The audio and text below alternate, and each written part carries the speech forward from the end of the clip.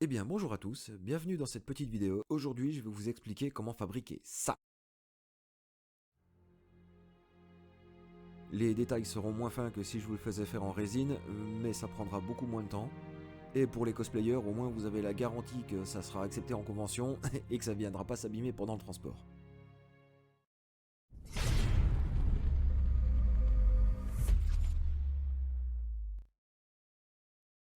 Alors pour commencer, il vous faut le logiciel Pepakura ainsi que le fichier de ce que vous voulez faire. Pour le logiciel, vous cassez pas la tête, la version gratuite qui se trouve en téléchargement libre sur le site officiel vous suffira très largement. En général, les fichiers, eux, ils sont assez simples à trouver. Il suffit de rechercher le fichier en précisant que c'est pour Pepakura et vous avez des chances de le trouver s'il existe bien sûr. Il existe des banques de données complètes qui sont pleines de fichiers pour Pepakura. En tout cas, le mien, il a été très simple à trouver. Donc Pepakura, c'est un petit logiciel qui est bien connu des cosplayers, puisqu'il permet d'éclater un fichier 3D, à condition qu'il soit au bon format bien sûr, en éléments de dimension qui sont prêts à être assemblés, exactement comme les pièces d'une maquette. En fait, il vous dit quelle arête se colle sur quelle arête, quelle face se colle sur quelle autre, dans quel sens il faut les plier, etc. etc.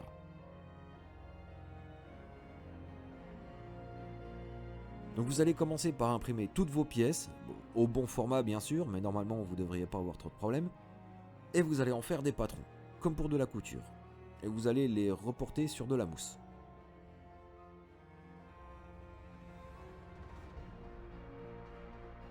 Donc les sportifs auront reconnu celles que j'utilise, elles viennent du magasin de sport du coin, ce sont les dalles sur lesquelles on pose généralement les appareils de musculation.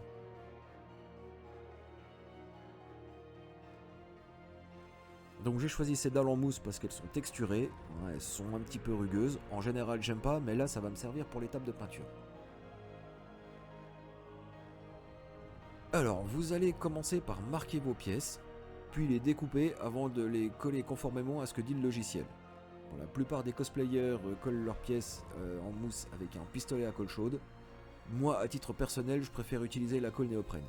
Je vous l'ai dit, c'est juste une préférence personnelle.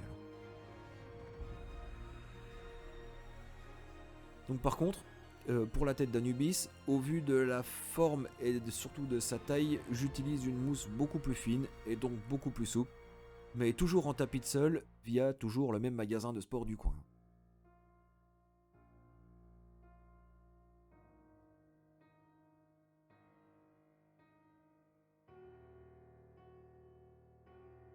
Donc une fois que tout est assemblé, vous allez devoir masquer tous les raccords et les imperfections.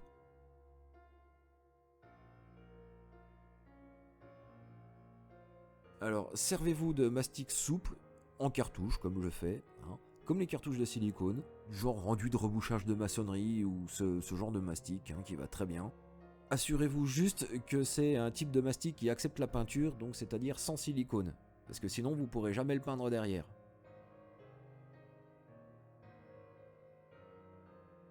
Après ça se lisse très facilement, au doigt avec un petit peu d'eau, c'est très facile. Ensuite, un petit coup de ponçage sur tout ça et vous aurez fini de masquer correctement tous les raccords.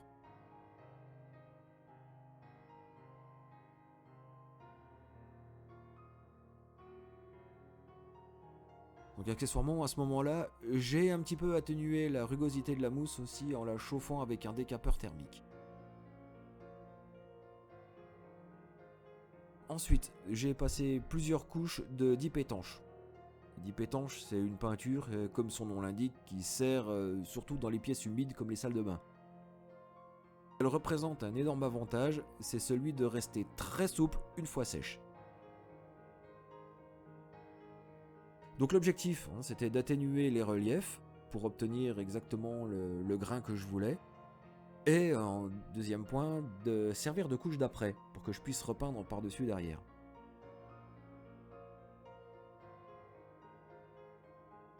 Donc la mienne, je l'ai diluée avec un petit peu d'eau pour l'étaler plus facilement. Vous n'êtes pas obligé.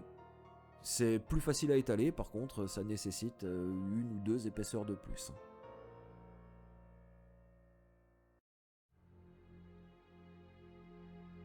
Donc ensuite, une fois que ce sera fait et que ce sera sec, avec un crayon de papier, vous allez dessiner les motifs du casque avant de les creuser avec un pyrograveur.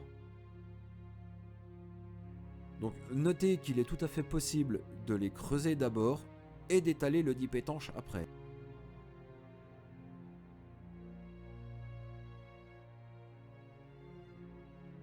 Moi j'ai fait uniquement les gros motifs pour assurer une symétrie entre la face droite et la face gauche. Et après je les ai improvisés autour au fur et à mesure.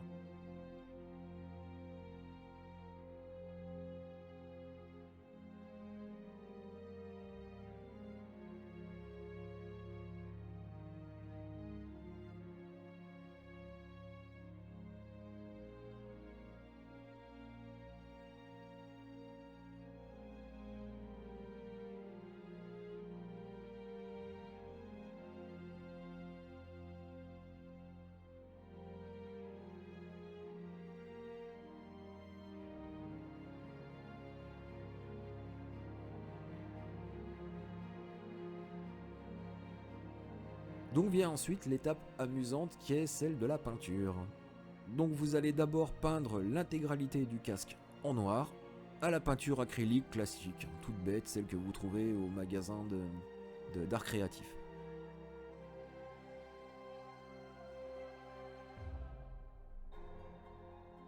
N'hésitez pas à en mettre 2 couches, moi en général j'en passe une normale quoi on va dire, et une autre un peu plus diluée pour être sûr que qu'il y ait de la peinture qui aille bien dans les creux et que je ne me retrouve pas avec des zones qui apparaissent blanches à cause du dip étanche en dessous, ce serait dommage. Donc ensuite vous allez faire un brossage gris sur votre casque. Donc un brossage ça consiste à prendre un petit peu de peinture avec le pinceau, puis de l'essuyer sur un chiffon pour garder uniquement les pigments. Vous brossez le casque, et comme ça les pigments vont se déposer naturellement sur les reliefs et ils n'iront pas couler dans les creux. Ça va mettre en valeur toute la surface du casque. Essayez d'obtenir un résultat assez irrégulier, de ne pas avoir un casque qui soit entièrement gris avec les gravures en noir. Ça sera plus esthétique pour la suite. Donc c'est là qu'on voit l'utilité de ne pas avoir gommé tous les reliefs de la texture de la mousse. Ça permet justement d'obtenir un résultat un petit peu irrégulier. Donc quand vous aurez fini le premier brossage gris, vous en referez un autre couleur or vieilli. C'est cette couleur dorée qui tire beaucoup sur l'orange cuivré on va dire. J'ai utilisé de la peinture à dorure. Bon d'habitude j'aime pas utiliser cette peinture, les pigments sont beaucoup trop lourds, et j'ai toujours du mal à l'étaler et obtenir un beau résultat, ça a toujours été une vraie galère de me servir de cette peinture. Mais là en l'occurrence je vais retourner ce défaut à mon avantage, et je vais me servir justement de la lourdeur de ces pigments pour du brossage. Ce qui va me permettre de brosser absolument tout le casque. Et du coup je vais obtenir un résultat qui est brillant à la lumière, avec des reflets métallisés, même si le doré ne se voit pas. Bon, l'objectif quand même c'est d'en mettre, faites au moins 2 brossages irréguliers avec de l'or vieilli. Le troisième avec la peinture or riche, donc c'est la couleur dorée bien jaune classique qu'on connaît tous. Et vous allez l'étaler uniquement sur les reliefs, sur les arêtes du casque, les zones qui sont susceptibles d'être frottées, etc. etc. C'est pour simuler les traces de patine. Les pièces ne viennent pas s'user dans les creux là où on les atteint jamais. Une fois fini, vous allez faire quelques traces d'oxydation avec du bleu. Donc vous allez prendre le plus beau bleu que vous avez dans votre palette et vous allez l'étaler par petits points, par petites touches, uniquement dans les endroits, dans les creux. Tous les petits endroits où l'eau ou la crasse est susceptible de venir stagner et où le casque est susceptible de s'oxyder.